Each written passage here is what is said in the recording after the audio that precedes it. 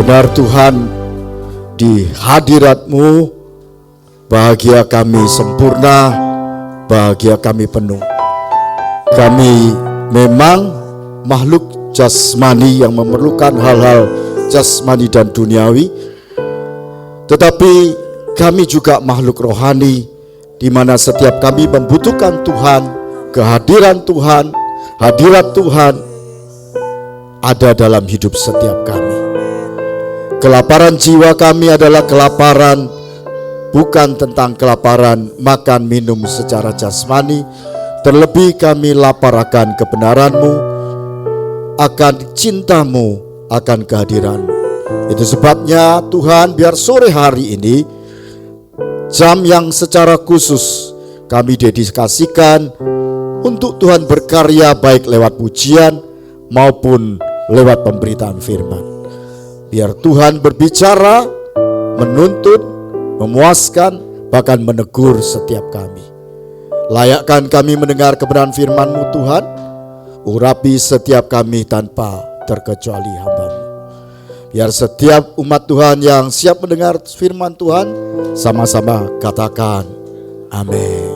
Silakan duduk. Shalom. Bapak Ibu sekalian, tema gereja, tema besar gereja kita di bulan ini adalah mengejar kekudusan. Kata kudus itu berbahasa dari bahasa Arab yang dekat dengan khusus. Jadi orang yang dikuduskan itu adalah orang yang dikhususkan. Kata dikhususkan, kalau Anda pernah tahu di Perjanjian Lama, itu ada satu suku dari bangsa Yahudi, bangsa Israel, satu sukunya yang namanya suku Lewi itu dikhususkan. Khusus hanya dalam hidupnya hanya melayani Tuhan di bait Allah untuk 11 suku yang lain. Ya, itu Perjanjian Lama. Tetapi di dalam Perjanjian Baru dikatakan demikian. Setiap kita yang percaya kepada Tuhan, kepada Kristus, dikatakan demikian di dalam 1 Petrus dibilang gini. Tetapi kamulah bangsa yang terpilih, imamat yang rajani, bangsa yang kudus. Nah, setiap kita yang percaya kepada Kristus, setiap kita disebut bangsa yang kudus, umat kepunyaan Allah sendiri, supaya kamu memberitakan perbuatan-perbuatan yang besar dari Dia yang telah memanggil kamu keluar dari kegelapan kepada terangnya yang ajaib. Kalimat panjang itu pendeknya adalah demikian. Di dalam Perjanjian Baru tidak lagi ada perbedaan antara orang yang melayani Tuhan di bait Allah dan yang bekerja secara sekuler. Semua kita imamat yang rajani, bangsa yang kudus. Imamat itu di Perjanjian Lama itu kayak imam-imam itu. Rajani artinya itu seperti raja yang punya otoritas pemerintah. Kita dalam Perjanjian Baru semua kita warga kerajaan, termasuk juga imam. Imam itu apa? Yang membawa, mendekatkan orang-orang yang belum mengenal Tuhan menjadi mengenal Tuhan. Raja itu apa? Kita ini orang-orang Kristen ini, raja artinya kita ini memakai otoritas Tuhan untuk memakai nilai-nilai kerajaan, membawa orang mengenal melalui kita yang percaya beriman, mengenal Kristus Sang Raja. Kok tetap panjang ya Pak ya pendeknya ya? Ya memang gak bisa dipendekin. Nah saudara, jadi sekarang pertanyaannya, apakah yang harus hidup kudus dan dikuduskan itu cuma saya di sini? Halo? Tidak. Apakah yang cuma melayani di sini? Di sini ada garis demarkasi, sini yang kudus, ruang maha kudus. Mungkin yang di situ nari-nari ruang setengah kudus, yang di sana halaman atau itu tidak kudus. Dulu Perjanjian Lama begitu. Tapi Perjanjian Baru tidak ada di antara kita yang tidak sama. semua sama. Imamat yang rajani, bangsa yang kudus, umat kepunyaan Allah sendiri yang memberitakan perbuatan besar, keluar dari kegelapan kepada terangnya yang ajaib. Kita semua setuju katakan? Nah, cuma sedikit, yang lainnya ada amin. Saudara, tapi begini, kekudusan itu sebenarnya berkaitan dengan hati. Betul? Karena firman Tuhan kan bilang gini, hanya yang hatinya suci yang melihat Allah. Jadi melihat Allah itu ternyata bukan karena perbuatan-perbuatan, tapi karena orang yang punya hati kudus. Di dalam Kristus, orang Kristen sudah dikuduskan oleh darah Kristus. Secara hukum rohani kita sudah dikuduskan. Siapapun kita, pelayan Tuhan atau jemaat biasa, sudah dikuduskan. Tetapi saudaraku sekalian, dalamnya lautan dapat diduga hati orang siapa tahu. Nah, kekudusan berbicara tentang motivasi hati yang murni. Saya ulangi, kekudusan berbicara tentang motivasi hati yang murni. Apakah motivasi hati yang murni? Tidak ada udang di balik lempeyek, ya betul. Nah, mungkin masih kurang jelas, tapi nanti kita pelan-pelan. Nah, saudara, imamat yang rajani itu artinya setiap kita orang Kristen itu pemimpin. Tidak ada yang amin. Mau pemimpin di rumah, di perusahaan, di mana saja, mau ketua RT, mau pemimpin pelayanan, ibu juga mimpin anak-anaknya, mau guru TK, semua itu pemimpin. Dan kalau kita jadi orang Kristen itu memang pemimpin untuk kalau ada orang yang baru kita pimpin untuk lebih mengenal Kristus. Maka judul khotbah saya, menjadi pemimpin berhati murni dan bukan manipulatif. Nah, sampai di sini saudara, ayatnya yang mendukung ini adalah ini. Rasul Paulus bilang gini, inilah yang kami banggakan, yaitu bahwa suara hati kami.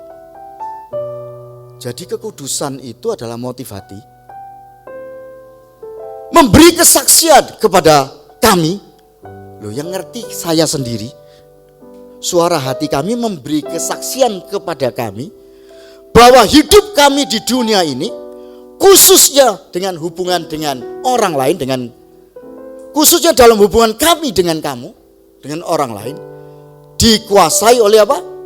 Ketulusan. Bukan oleh kebulusan, tapi ketulusan dan kemurnian dari Allah. Ternyata ditambahi dari Allah, karena manusia itu sebenarnya punya banyak agenda. Tidak tulus-tulus banget, selalu ada udang di balik lempeyek. Ya.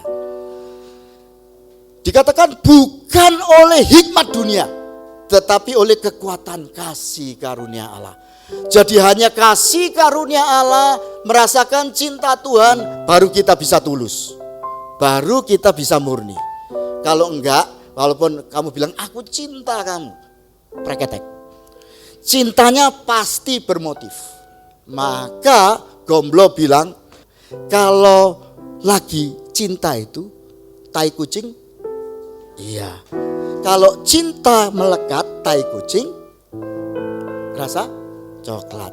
Tapi kalau cintanya sudah meloncat, coklat rasa, ya. Jadi manusia ini gak ada tulus-tulusnya, saudara. Coba kalau Anda bilang, aku cinta beneran. Enggak juga. Kita mencintai pasangan kita pun itu kan ada sesuatu yang dari pasangan itu menurut kita menguntungkan kita dan dapat membahagiakan kita. Kan begitu, saudara. Ada win-win solution. Kira-kira kan gitu ya, toh. Apa untunge? Aku melayani lho, apa untunge? Betul atau betul? Jadi masih ndak tulus. Oke? Nah, saudara, Rasul Paulus memberitahu hubungan kami dengan engkau ini itu dikuasai oleh ketulusan, kemurnian dari Allah, bukan oleh hikmat dunia. Bukan aku yang pelajari dari dunia, tetapi dari hikmat dari Tuhan sendiri, oleh kekuatan kasih karunia Tuhan. Nah, kita semua sekarang minta hikmat dan kasih karunia Tuhan, supaya dia bisa mengasihi, baik mengasihi istri, suami, sesama, terutama dalam pelayanan, itu dengan ketulusan. Sekali lagi, kalau pasangan masih ada untung-untungnya. Tapi kalau kita melayani orang lain, seperti Rasul Paulus melayani jemaat, gak ada untung-untungnya, dia berkorban semua. Maka itu diperlukan cinta yang penuh kasih karunia dari Tuhan, untuk kita bisa mengasihi orang lain. Betul atau betul? Kok angel Pak ya? Sampai di sini ngikuti nggak? Oke, biasa-biasa, jangan terlalu mikir, biasa saja diikuti. Nah, maka saudara, panggilan setiap kita yang orang Kristen ini, yang jadi pemimpin ini, dengan hati yang murni, untuk memimpin, panggilan setiap kita ini jadi memimpin dengan hati yang murni. Di tengah zaman yang penuh ambisi terselubung dan manipulatif, Tuhan memanggil pemimpin-pemimpin yang berintegritas, tulus, dan mewakili hati Kristus, bukan ambisi diri sendiri. Nah, pertanyaannya, apakah pelayanan kita hari ini masih didorong oleh kasih dan kemurnian, atau sudah tercampur agenda pribadi dan haus pengaruh seperti nilai kepemimpinan dunia yang manipulatif? Saudara, di dunia ini yang paling kentara 5 tahun sekali, yaitu waktu pemilu, di mana setiap orang membutuhkan suara Anda, sehingga begitu rupa bermanipulasi untuk supaya dapat meraih hati saudara. Betul? Tapi kalau sudah menang, ya saudara dibuang begitu saja. Itu bentuk manipulatif yang kentara. Tapi ya dibohongi terus, ya tetap aja. Betul atau betul? Iya. Maka saudara masih diiming-imingi, entah dikasih uang kecil, uang agak besar, atau pokok dijanji-janjikan. Janji-janji surga, angin surga lah, kira-kira gitu. Nah, saudara, sebagai pemimpin yang setiap kita orang Kristen yang dipanggil oleh Tuhan untuk memimpin, kita tidak boleh menjadi pemimpin yang manipulatif. Pemimpin manipulatif itu artinya pemimpin yang dalam memimpin itu seperti membuat orang lain ikut apa yang dikatakan tanpa terpaksa. Tapi sebenarnya ada motif-motif tertentu. Paham saudara? Jadi saudara itu ikut pemimpin dengan sukarela, tapi sebenarnya di situ ada motif-motif tertentu dari pemimpin. Siapa yang pernah kena gendam? Tidak usah angkat tangan, tidak usah angkat tangan. Ya kayak gendam itulah. Atau marketing yang ada di jualan mobil. Kenapa sih yang jualan mobil itu cantik-cantik? Karena yang suka beli mobil bapak-bapak. Betul? Nah, bapak-bapak itu tiba-tiba kalau beli mobil itu serasa jadi gini. Itu dibuat lupa diri, lupa kalau masih nyicil, tapi kemudian kalau dirayu, lah, ya kan? Makanya kalau beli mobil ngajak istri aja, supaya istri sudahlah, tidak usah gitu. Karena kalau pria dirayu, ini paling bagus, padahal bedanya cuma lampunya doang gitu tadi ya. Betul Pak? Tapi kepingin Pak ya, waduh, apalagi punya duit Pak ya. Waduh, itu namanya ada manipulatifnya, ilmu marketing. Tapi memang dunia seperti itu gitu loh ya. Betul atau betul? Maka saudara, ada seseorang yang pengamat rohani dan juga banyak menulis hal-hal sosial, namanya Rick Joyner. Sihir yang paling berbahaya, manipulasi yang paling berbahaya tidak berasal dari luar gereja. Walaupun ada, ya kayak gendam, kayak jual mobil di pameran-pameran mobil itu, ya toh. Tapi dari mimbar yang dibungkus bahasa rohani. Apa yang saya katakan ini sebuah realita pahit, tapi itu sering menjadi kenyataan. Dan tentu saja biasanya tidak ada pendeta yang ngomong gini. Tapi saya mau ngomong gini. Supaya apa? Saya belajar punya hati tulus. Saya tidak memanipulasi. Semata-mata sebagai hamba Tuhan, saya seperti Rasul Paulus. Berkorban. Tidak ada gini. Apa untungnya aku ini melayani Tuhan? Apa untungnya? Jadi saudara, terjadi yang namanya manipulasi rohani. Apakah manipulasi rohani atau sihir rohani itu? Mari kita baca 1, 2, 3. Penyalahgunaan otoritas rohani untuk menekan atau mengontrol orang lain secara halus demi ambisi pribadi, gengsi atau dominasi. Demi ambisi pribadi, gengsi atau dominasi. Dominasi itu menguasai. Ambisi bisa macam-macam. Jadi makanya saudara, kalau manipulasi ini kenyataannya seperti apa? Kira-kira kalau gini, ayat dipelintir untuk nakut-nakuti. Kalau tidak taat, kamu akan dikutuk. Kadang-kadang ya tidak pakai ayat, tapi namanya pendeta bisa bilang gini. Pokoknya gini ya, saya lihat, saya sudah peringatkan loh berkali-kali. Mesti ibu ini nggak datang di doa hari Jumat. Sudah berapa kali loh ini nggak datang, padahal ditugasi. Bu, saya ini nggak tanggung jawab loh ya. Kalau nanti ada apa-apa, nanti kalau bisnis ibu nanti tidak diberkati Tuhan, saya nggak tanggung jawab lah. Ada nggak kata-kata gitu? Ya sing tanggung jawab itu sopo? Masa si ngomongin tanggung jawab? Ya kan enggak juga. Tapi kan suka gitu. Merasa kita bertanggung jawab atas nasib orang-orang dengan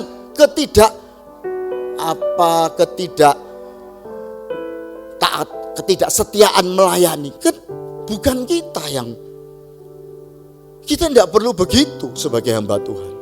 Itu namanya manipulatif. Yang benar Tuhan mencintai ibu. Walaupun telat gak telat, Tuhan mencintai.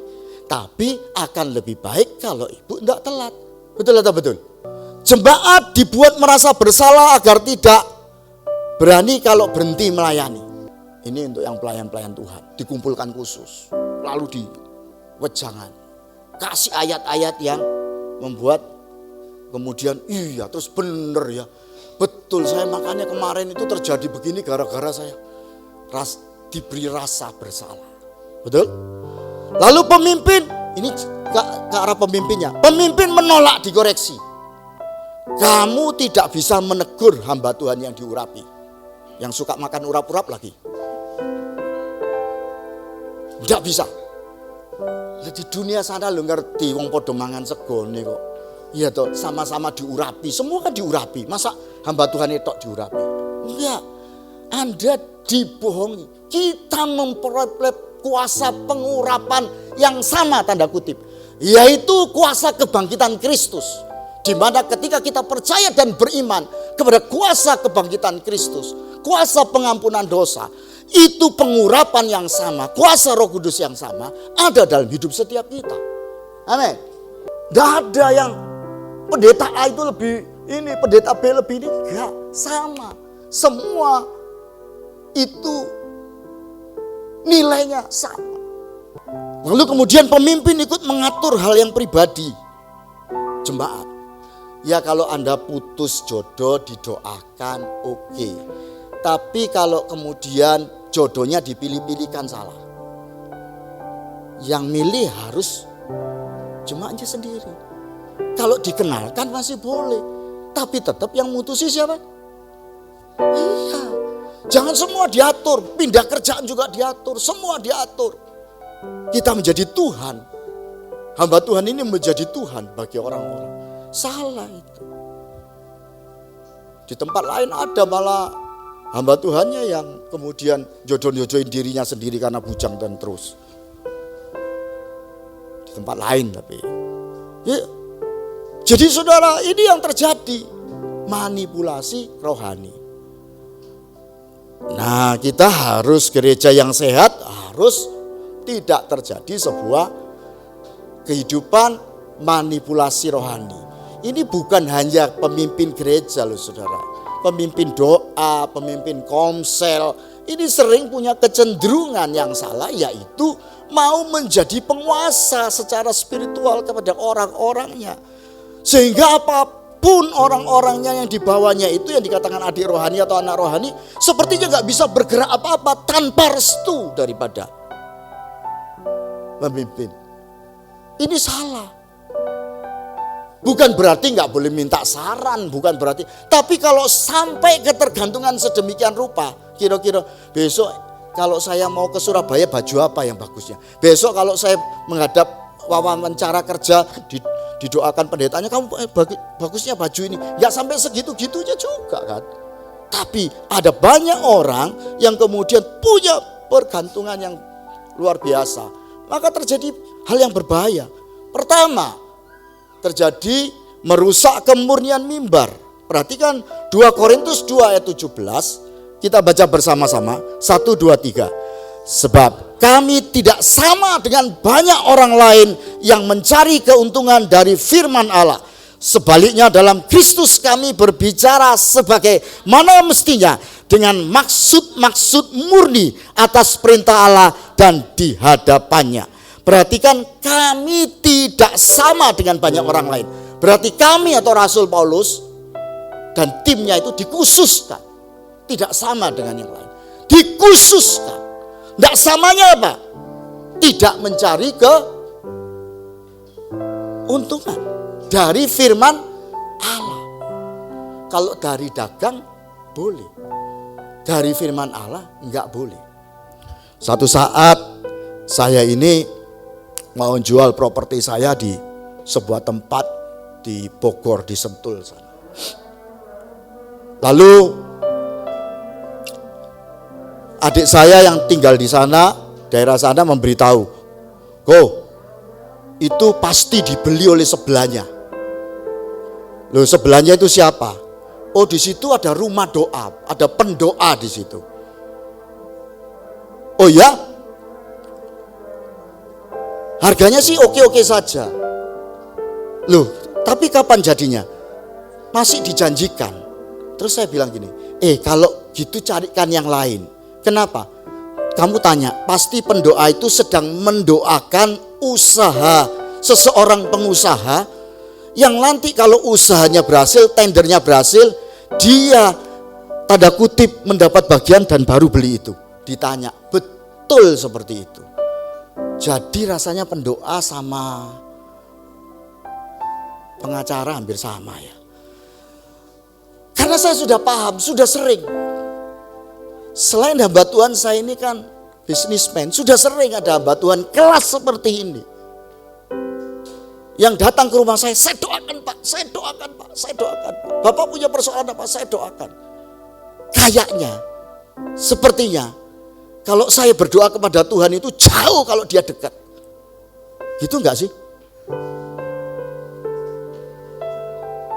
Lah kalau untung saya ini pembaca firman, memahami firman. Dulu belum belajar teologi tapi suka baca firman. Belajarnya mungkin lebih banyak daripada pendeta-pendeta itu. Sehingga saya memahami itu. Ya saya sih enggak nolak. Saya kan suka bantu pendeta-pendeta itu di rumah saya tidur. Mau pendeta dari desa, dari mana. Wah tapi lagaknya itu kayak lebih rohani dari kita. Saya tidak merendahkan. Maaf, saya tidak merendahkan. Tapi lagaknya kalau saya pengusaha itu enggak rohani blas. Dia lebih rohani. sehingga dia lebih dekat dengan Tuhan. Dan kira-kira dia itu kalau berdoa pasti terjadi dalam hidup saya. Loh, tentu saja saya suka nggak didoakan? Sukalah. Gini loh, ketika kita berbuat baik, alam itu dalam tanda kutip penguasa alam, yaitu Tuhan, pasti menolong kita. Didoakan nggak didoakan, kalau saya ini memberkati, menabur, pasti terjadi sesuatu hukum rohani, alam rohani yang akan berbalikan, yang akan terjadi timbal balik begitu. Kalau saya nggak pernah berbuat baik, mau didoakan, jadi gini ya, kalau Anda nanam benih jagung, didoakan nggak didoakan tumbuh nggak? Tumbuh kan? Kecuali jagungnya itu plastik. Betul ya? Nah, kira-kira jagung plastik itu kayak apa? Jagung plastik itu adalah benih yang tidak murni. Benih yang tidak murni itu apa? Loh lah iya, benih palsu. Benih palsu itu dalam kenyataan gimana?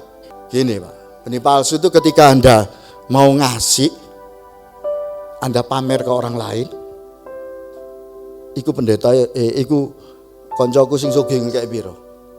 Oh, sakmono. Iki sumbangan buat ini. Aku luwe melarat kayak didik ae. Lho apa?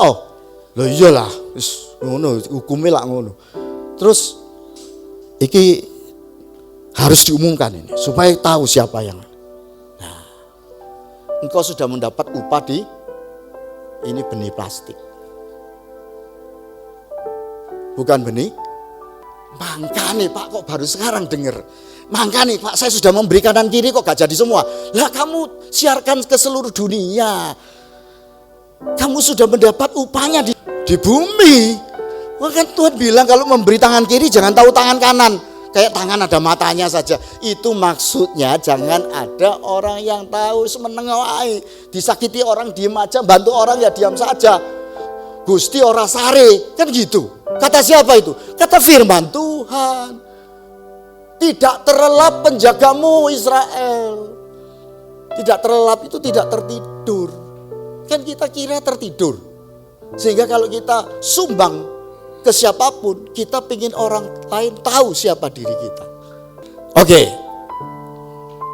Saya lanjutkan supaya tidak berkepanjangan dan poinnya dapat. Ketika firman dijadikan alat pengaruh untuk mencari keuntungan, bukan pewahyuan mimbar kehilangan kuasanya, gereja menjadi panggung ambisi, bukan tempat pengudusan. Firman seharusnya disampaikan secara murni, apakah itu bersifat teguran atau perintah tanpa memanipulasi makna. Yang berikutnya yang terjadi, pemimpin itu tanpa sadar menciptakan ketergantungan yang beracun. Kita baca 1 Petrus 5 ayat 2 dan 3. 1, 2, 3. Gembalakanlah kawanan domba Allah yang ada padamu. Jangan dengan paksa, tetapi dengan sukarela sesuai dengan kehendak Allah. Dan jangan karena kamu mencari keuntungan, tetapi dengan pengabdian diri. Janganlah kamu berbuat seolah-olah kamu mau memerintah atas mereka yang dipercayakan kepada kamu, tetapi hendaklah kamu menjadi teladan bagi kawanan domba. Ini ayat untuk gembala, bukan untuk Anda. Kalau Anda tidak punya yang semacam orang-orang yang dibina, perhatikan.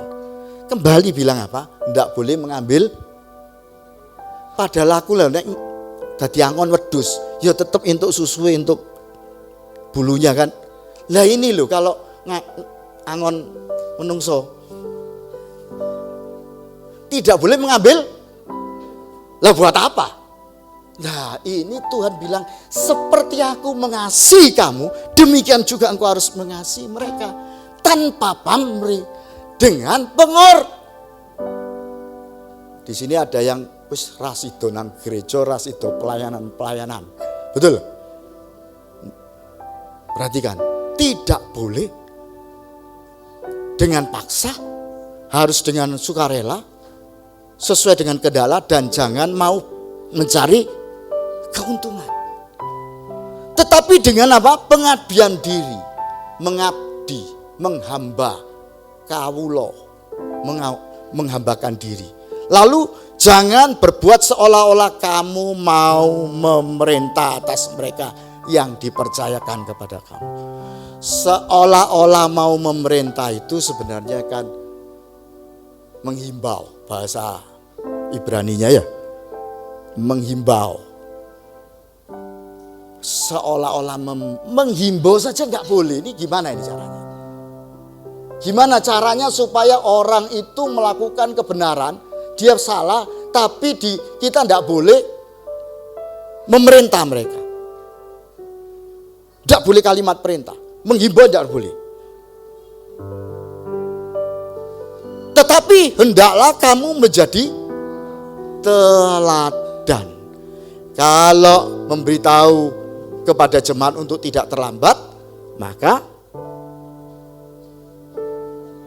gembalanya jangan. Kalau memberitahu jemaat harus memberi perpuluhan,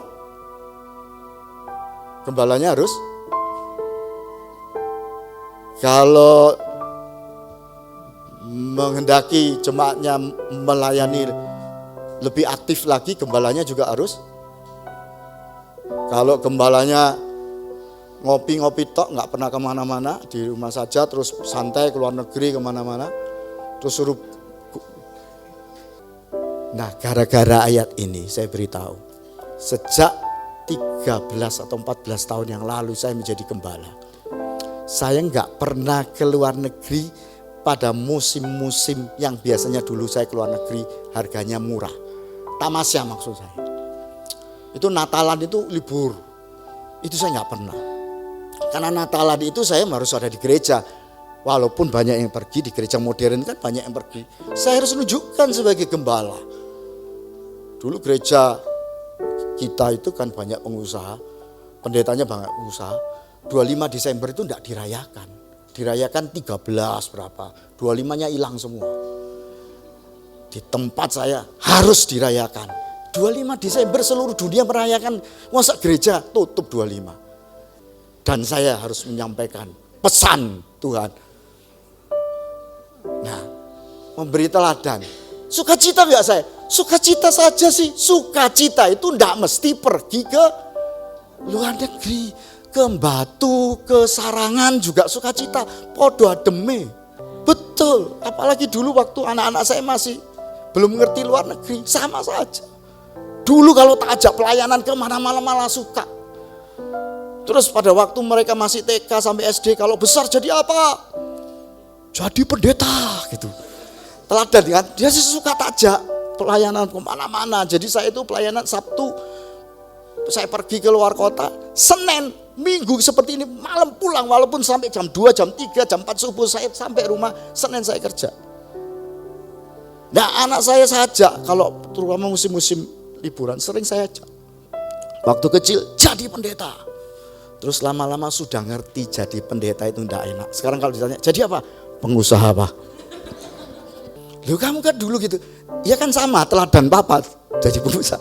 Tapi anak saya itu tanpa saya suruh melayani, semua melayani. Oke, itu intermezzo saja. Itu mengagung-agungkan, meninggikan diri di atas bukit itu. Menyombongkan diri saudara. Oke, atau merendahkan diri di atas bukit ya. Pemimpin, jadi saudara, manipulasi itu membuat jemaat takut, ragu berpikir sendiri, tidak percaya diri dan akhirnya terikat dan tergantung pada pribadi pemimpin, bukan pada Kristus. Saudaraku sekalian, kalau saya ngomong kayak begini, ini bukan dalam rangka mengkritik Anda sebagai pemimpin atau pencetus atau apapun yang saudara punya minat begitu melayani Tuhan. Tapi kecenderungan ini bisa terjadi pada siapapun, termasuk hamba Tuhan yang sudah pengalaman apapun. Ini terbukti saudara. Jadi saudaraku sekalian, membuat orang tergantung itu adalah sesuatu banget gitu loh. Kedagingan banget, sesuatu berarti banget. Semua orang tunduk pada kita. Semua orang hormat sama kita. Itu kan sesuatu banget gitu. Sebuah pencapaian. Tapi saudara, itu sebenarnya sesuatu yang salah. Orang harus lebih mengenal Kristus daripada mengenal kita. Betul? Kita tidak boleh menjadi idola mereka. Mereka harus lebih dekat kepada Kristus, bukan kepada kita. Kita tidak boleh dijadikan idolanya. Makanya saya sedikit mengkritisi orang-orang yang punya pelayanan yang memakai nama dirinya sebagai nama pelayanan. Walaupun mungkin motivasinya benar. Jadi saudara, siapapun Anda terpanggil untuk menjadi hamba Tuhan yang menjadi gembala. Walaupun bukan formal di panggung, bukan formal di organisasi gereja, tapi Anda bisa menjadi gembala di tempat kerja Anda, di sekolah, di tempat Anda berkarir, dimanapun Anda bisa menjadi gembala. Tapi ujian terpenting, ujian sejati seorang gembala atau seorang pemimpin adalah seberapa banyak orang bertumbuh dalam Kristus, bukan seberapa besar mereka tergantung kepada kita. Yang berikutnya, penodaan otoritas firman Allah. 1 Korintus 4 ayat 2. Mari kita baca bersama-sama. 1, 2, 3. Tetapi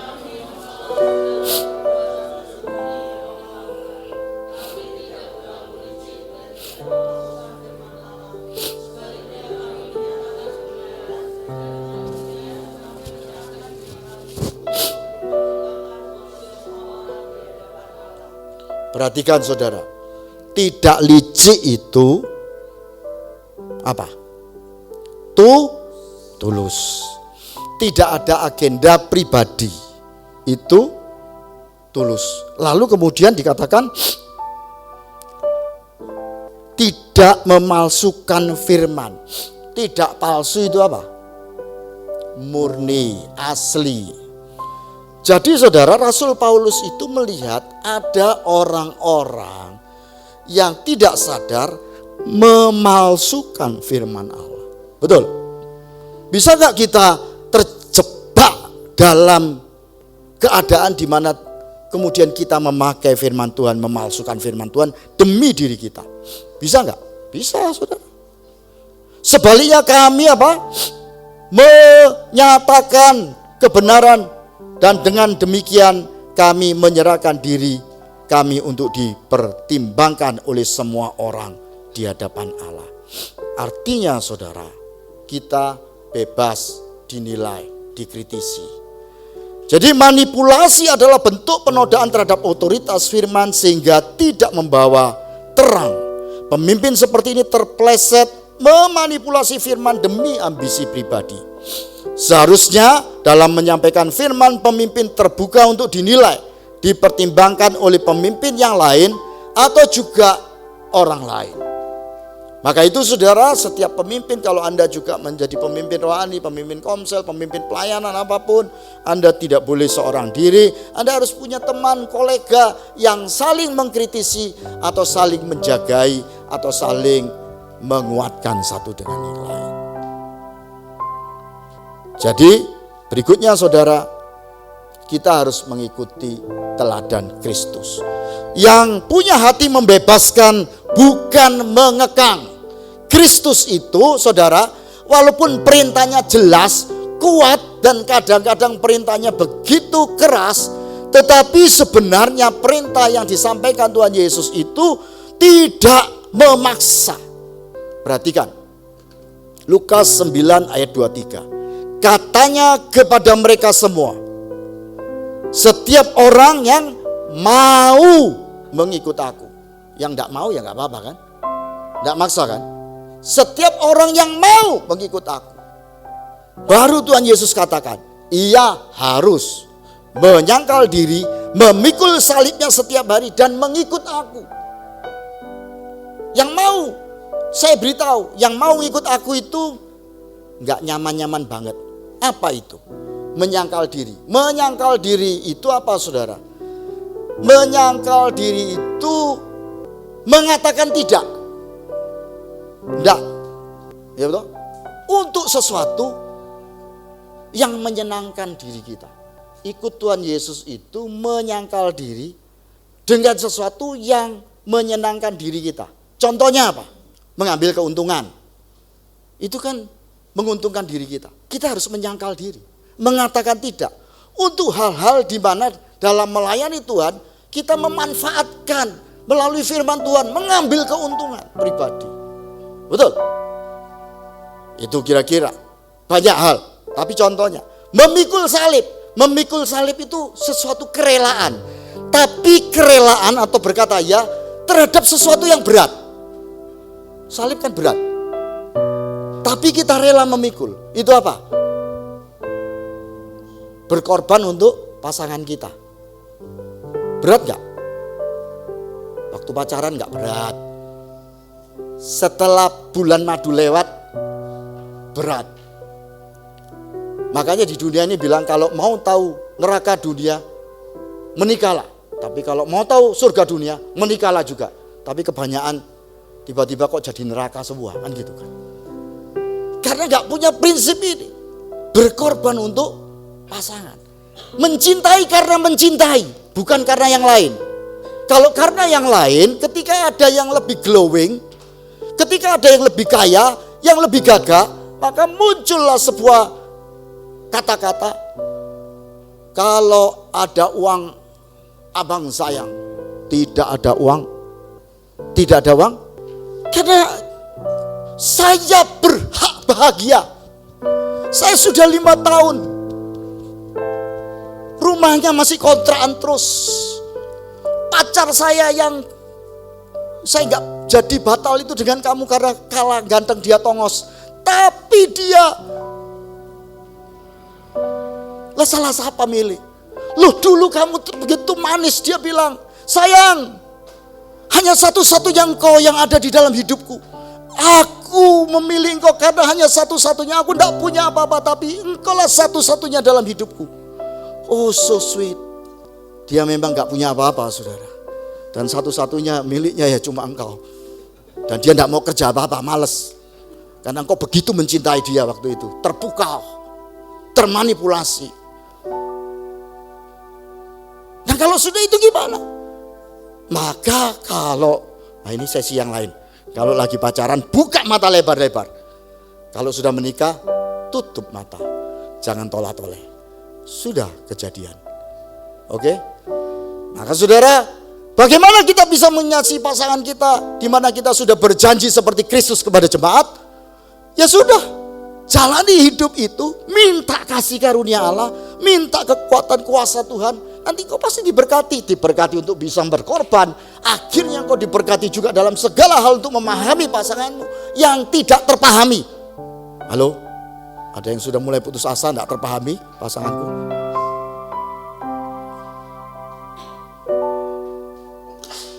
Oke, saya tidak ke sana. Saya cuma mau memberitahu saudara, kita harus mau menyangkal diri ikut Tuhan. Lalu memikul salib, menyangkal diri, berkata tidak untuk hal yang sering mengenakkan daging kita, dan berkata ya atau bersedia berkorban untuk orang lain setiap hari dan mengikut aku. Gak sido tadi wong Kristen kalau gini. Jadi saudara, perhatikan, justru itu yang memerdekakan. Yohanes 8 ayat 23. Dan kamu akan mengetahui kebenaran, dan kebenaran itu akan memerdekakan kamu. Itu penjelasannya sebenarnya panjang. Saya bisa menjelaskan ini hanya dengan kalimat itu beberapa satu itu. Apa arti merdeka sesungguhnya di dalam Tuhan? Tapi saudara, saya nggak punya waktu. Yesus tidak memaksa, ia memberi undangan terbuka. Ia memimpin dengan ketulusan, kasih dan kebenaran, bukan dengan kontrol dan tekanan. Pemimpin seharusnya memberi ruang bagi pertumbuhan jemaat dan tidak membentuk jemaat hanya bergantung padanya. Itulah Kristus. Khotbah saya masih agak panjang, tapi saya mau mengakhiri saja. Ini langkah-langkah praktis saya akhiri. Nah, saya akhiri dengan kesimpulan. setiap kita akan jadi pemimpin. Karena imamat rajani. Orang Kristen bukan cuma selamat masuk surga. Tuhan Yesus gak perlu mati seperti itu kalau jadi orang Kristen cuma selamat masuk surga. Orang Kristen harus jadi imamat yang rajani. Imam itu mendekatkan orang lain kepada Kristus. Raja itu mempengaruhi dengan kuasa otoritas surga. Termasuk menjadi saksi, termasuk berkorban, minta hikmat Tuhan, memberkati orang lain dengan otoritas kerajaan surga, sehingga banyak orang masuk kerajaan surga. Itu diri kita. Maka saya bilang setiap kita ini sebenarnya pemimpin. Tapi pemimpin harus berhati Kristus, bukan manipulatif, bukan cari keuntungan diri sendiri. Pemimpin yang berhati murni dan tulus. Nah, keberhasilan sejati seorang pemimpin bukan saat orang memuji dia, tapi saat jemaat bertumbuh dewasa, bebas dari ketakutan dan mengenal Kristus secara pribadi. Bukan mengenal dia, tapi mengenal Kristus. Yohanes Pembaptis bilang begini, biarlah Kristus semakin bertambah-tambah, tapi dia semakin berkurang. Itu Anda semua pemimpin di dalam Kristus. Biar Kristus memang dia raja di atas segala raja. Kita memang memerintah raja yang punya otoritas di dunia ini. Dengan kuasa firman Tuhan. Nilai-nilai. Waktu kita berdoa, waktu kita mendoakan orang lain, mengampuni orang lain, ada kuasa dalam diri kita. Tetapi saudara, itu bukan berarti orang mengikut kita dan tergantung pada kita. Tapi orang boleh percaya kepada Kristus Raja di atas segala raja. Maka dikatakan Yohanes 8 ayat 32, dengan demikian kamu akan mengetahui kebenaran dan kebenaran itu memerdekakan kamu. Kita merdeka, orang lain merdeka. Mereka semua melihat Tuhan muka dengan muka, merasakan kasih Tuhan, kebaikan Tuhan, tidak dimanipulasi. Dari gini, kebanyakan saudaraku orang itu begitu melihat kita, kejelekan kita, sudah tidak percaya Kristus. Karena apa? Kita sering memanipulasi mereka tanpa sadar. Tetapi ketika kita hanya berkorban dan menolong mereka, yang terjadi, orang semakin mengenal Kristus. Jadi Bapak Ibu sekalian, Anda mungkin berkata, aku jemaat biasa, salah masuk tempat ini hari ini. Aku bukan pemimpin. No, tidak ada orang Kristen biasa-biasa saja. Semua orang Kristen dipanggil sebagai imamat yang rajani, umat yang kudus, milik kepunyaan Allah sendiri, yang dipanggil keluar ya dari kegelapan kepada terangnya yang ajaib. Untuk apa? Menceritakan kehebatan, menceritakan tentang kuasa daripada Tuhan itu sendiri. Maka saudara, mari kita kembali pada esensi kepemimpinan rohani yang sejati. Hati yang murni, melayani dan membebaskan. Kita tidak dipanggil untuk membangun kerajaan diri sendiri, melainkan mewakili Kristus membangun kerajaan Allah. Baik di gereja ini, di rumah Anda, di pekerjaan Anda, di tempat-tempat di mana Anda Tuhan taruh. Di situ kerajaan surga dinyatakan. Anda menjadi kepanjangan tangan Tuhan, wakil Tuhan. Ketika Anda berdoa, ketika Anda menolong, ketika Anda menjadi sumber inspirasi, ada banyak jalan keluar atas orang-orang yang dimana Anda taruh di sekitar Anda, untuk Anda punya beban kasih Kristus dalam hidup ini. Semoga dengan demikian firman Tuhan itu memberikan semangat kepada Anda. Tuhan, aku mau menjadi panjang tangan darimu, wakil kerajaan surga di muka bumi. Yang setuju katakan sama-sama, amin.